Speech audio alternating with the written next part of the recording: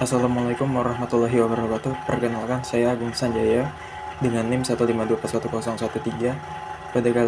Pada kesempatan ini saya akan membuat video tentang tutorial analisis uji instrumen untuk menguji data, validitas data dan juga reliabilitas data. Langsung aja kita masuk ke tutorialnya yuk. Pertama, di sini klik analyze, klik correlate, bivariate, masukkan data X1 hingga totalnya, klik OK. Hasilnya akan keluar output seperti ini. Bintang 2 menunjukkan nilai itu sangat baik dan lolos uji 5% dan juga lolos uji 1%. Lanjut ke data yang berikutnya, klik reset, masukkan X2 dengan total. Jangan lupa ini dicentang person, two-third, dan juga dicentang flex significant correlation-nya, lalu klik OK. Untuk data X2 muncul 1 bintang, tapi untuk selebihnya tetap valid. Jika hanya 1 bintang berarti datanya hanya lolos pada uji yang 5%. Karena saya nilai jumlah respondennya 27, maka DF-nya ada 25. Nilai R hitung dari 25 adalah untuk 5% itu sekitar 0,396. Jadi ini lolos di atas 0,396. Untuk 1% itu sekitar 0,506. Jadi nggak lolos. Oke, kita lanjut aja. Analis, correlate, bivariate, reset, masukkan data X3 dengan total. Ini kalian bisa klik shift, lalu klik 2 kali, klik OK. Datanya akan tampil. Untuk X3 juga valid atau lolos. Masukkan data yang X4.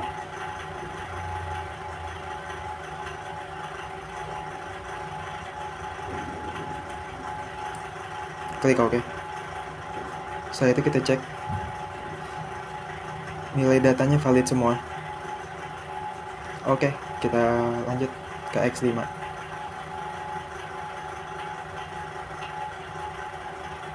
Reset, masukkan X5, klik OK. Outputnya seperti ini, yang menunjukkan semua datanya itu valid. Oke, kita lanjut.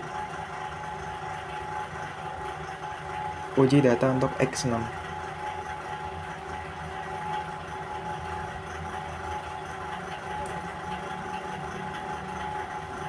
Lalu kita cek di sini. Untuk data X6-nya juga valid. Bagus. Kita lanjut ke data yang berikutnya, yaitu X7. Reset. Masukkan seperti tadi. Klik shift lalu klik 2 kali. Lalu OK. Kita lihat X7 di sini juga valid ya datanya. Bagian ini selanjutnya kalian masukkan guys. Masukkan untuk Y-nya, correlate, bivariate. Kita klik reset. Masukkan Y, klik 2 kali OK. Sudah jadi nilainya.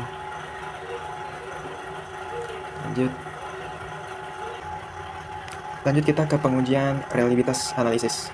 Klik analyze, lalu klik scale, lalu klik reliability analysis. Input nilai X1 sampai X3 ke items. Jika sudah, klik statistik, lalu centang scale if item deletes. Continue, lalu klik OK. Pastikan modelnya adalah alpha. Lalu akan keluar output seperti ini. Reliability, cross-section summary. Tapi nilai kita lihat untuk menyatakan data ini reliable atau tidak adalah nilai Cronbach's alpha-nya saja. Nilai minimum adalah 0,7 dan di sini kita mendapatkan nilai 0,8, berarti ini sudah reliable. Mari kita cek ke data yang berikutnya. Masukkan lagi, klik reset, klik X2. Ingat, tidak perlu memasukkan total. Jangan lupa dicentang. Klik continue, lalu klik OK. Nilainya 0,8 juga reliable.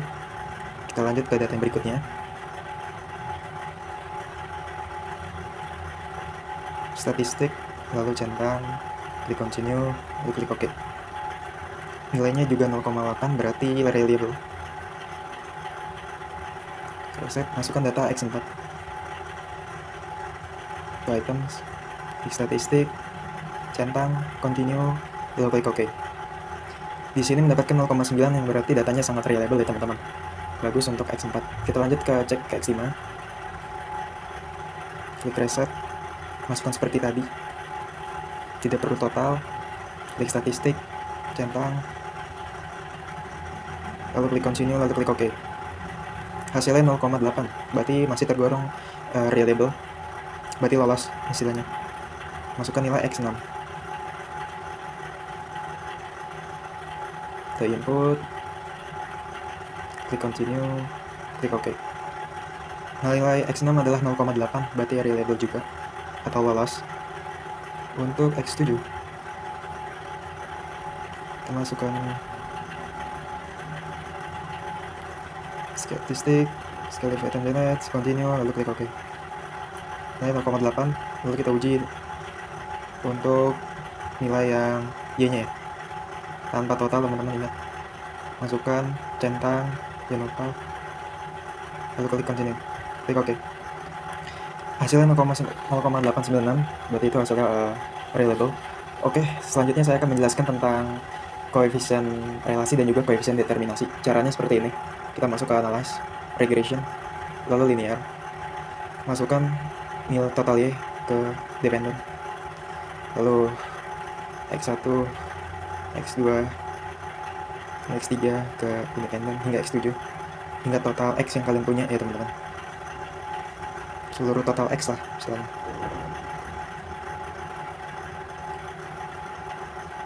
Setelah itu jangan lupa diatur statistik, dicentang ini model fit estimate, itu di oke. Lalu plotnya dikosongin saja karena kita hanya mengambil data model summary, lalu klik OK.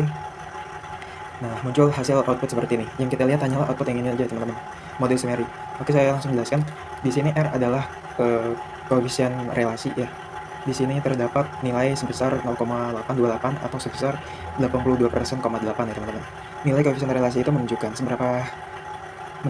kekuatan dan juga arah hubungan linear antara variabel X dengan variabel Y teman-teman. Dan di sini ada R square. R square itu artinya adalah koefisien determinasi. Dan di sini nilai yang kita dapat adalah sebesar 0,686 atau sekitar 68%,6. Dan ini juga sudah sangat bagus. Dan di sini ada nilai edges R square atau nilai koefisien determinasi yang telah disesuaikan. Kita mendapat nilai sebesar 0,570 atau 57%. Kenapa?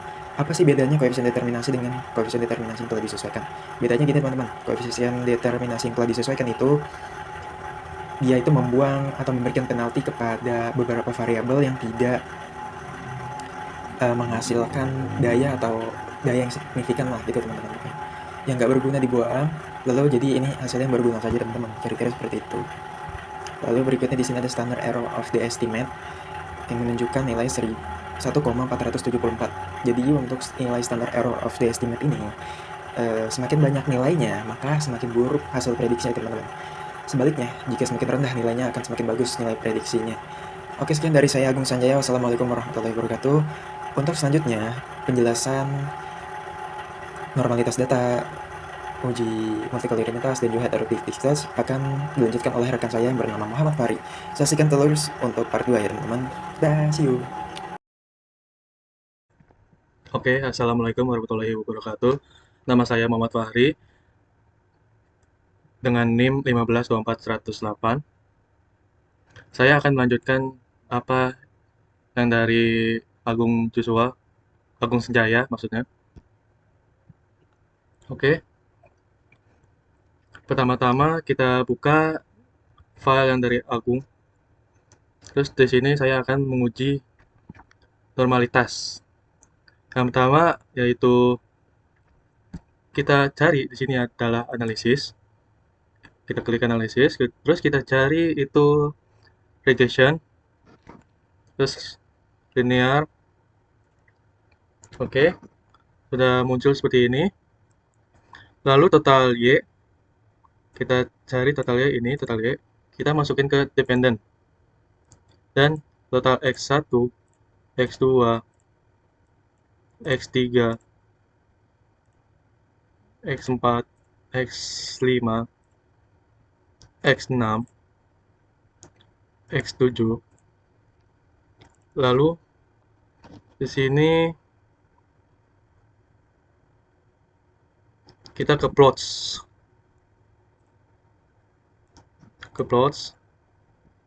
Lalu Y dependent, X-nya itu di sini ada Z. Lalu kita masukin ke X, lalu kita centang histogram dan normality probability plot. Continue. Lalu kita oke. Akan muncul seperti ini. Nah, di sini saya mau ngasih tahu uji normalitas itu fungsinya itu untuk menormalisasi gitu. Seperti kayak tujuan uji normalitas yaitu menguji apakah residual dari model regresi berdistribusi normal ini adalah asumsi penting untuk penguji signifikansi statistika UJT dan UJF. Nah, lalu terus kita cek di sini yang keluar seperti ini. Ini sejajar seperti ini dia tandanya udah normal ya guys ya. Udah normal. Lalu kita lihat di sini ini juga udah normal sesuai. Lalu kita sekarang uji multikolinearitas. Yaitu pertama-tama kita ke analisis lagi, ke regression linear. Lalu dependennya tetap, lalu kita reset. Dependennya kita kasih Y. Independennya kita kasih indeks seperti total X-nya seperti X1, X2, X3, X4, X5, dan X6, dan terakhir X7.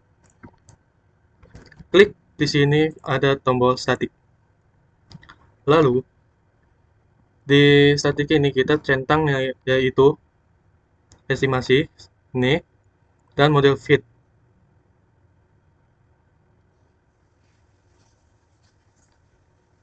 Ini model fit, oke, sudah diaktifkan. Lalu kita centang collinearity diagnostic. Ini kita centang. Lalu kita centang part and dan ini partial correlation. Lalu kita continue dan langsung oke.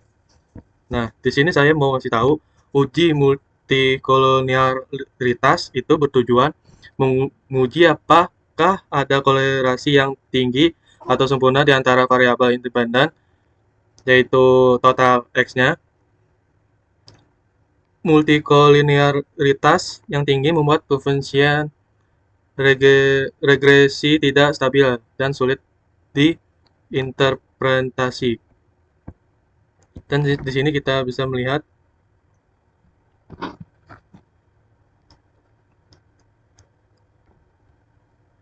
di confess jika nilai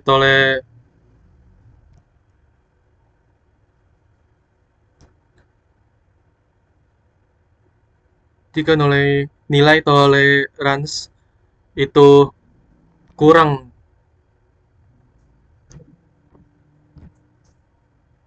0,10 umumnya dianggap aman. Terus jika nilai VIF itu lebih dari 10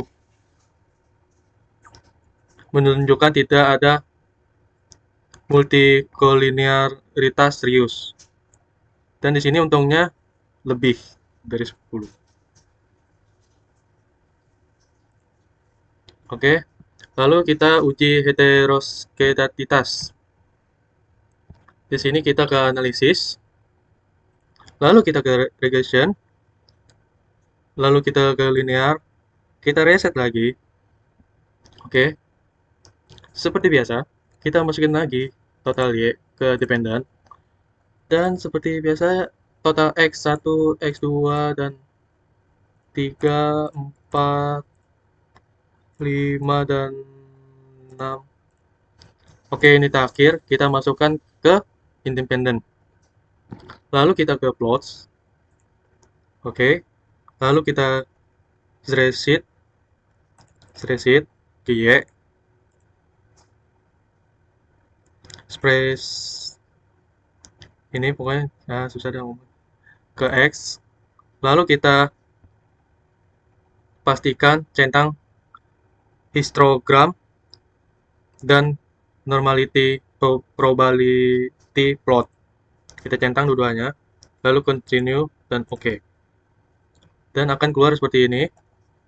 Oke, nah saya mau menjelaskan uji heteroskedasitas, yaitu bertujuan menguji apakah variance dari residual sama untuk sesuai nilai prediksi. Berarti ada pola penyeberangan residual yang tidak konsisten yang dapat mengurangi efisiensial penduga. Oke, sekian dari saya. Oke, pada part selanjutnya saya kembali lagi bersama saya. Di sini saya akan menjalankan uji heteroskedastisitas. Langsung aja klik analyze, regression, terus linear, masukkan yang dependent ke Y ke dependent. Lalu masukkan seluruh total X ke independent.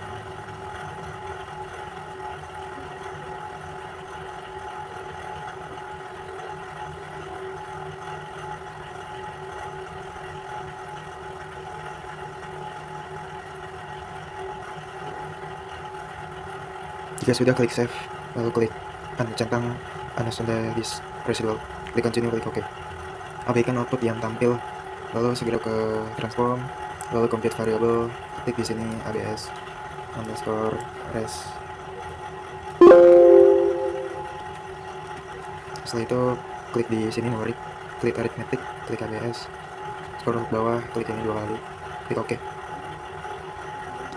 Jika sudah, masuk analyze lagi, lalu klik regression, lalu ke linear, lalu input ABS underscore S-nya ke dependent, masukkan total X1 nya, seluruh X ke independent seperti tadi.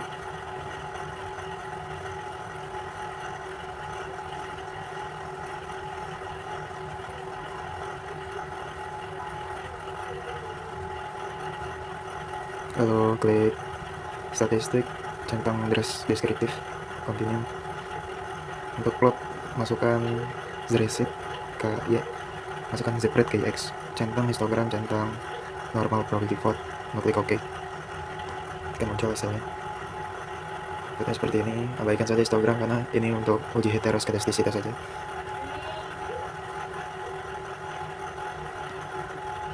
Di sini kita lihat scatter plotnya, hasilnya terpisah, terrandom, ini dimana menunjukkan ini lolos uji heteroskedastisitas. Oke, berikutnya saya akan menjelaskan tentang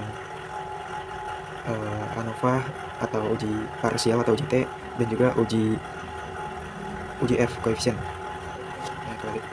Ini ANOVA uji F dan koefisien adalah uji T. Di sini kita bisa lihat untuk uji F, pokoknya untuk nilai yang dilihat ada nilai sign. Kalau nilai sign-nya di bawah 0,05 itu lolos, ini di bawah 0,05 jadi lolos. Jika sebaliknya di atasnya maka tidak lolos. Untuk nilai T-nya sendiri, di sini juga sama seperti tadi, nilai di bawah 0,5 itu lolos, sedangkan di atas 0,5 itu tidak lolos. Karena di sini kehubungan sign-nya itu pada di atas 0,05, maka ini tidak lolos. Oke, sekian aja sih itu dari saya, Agung saja. Wassalamualaikum warahmatullahi wabarakatuh.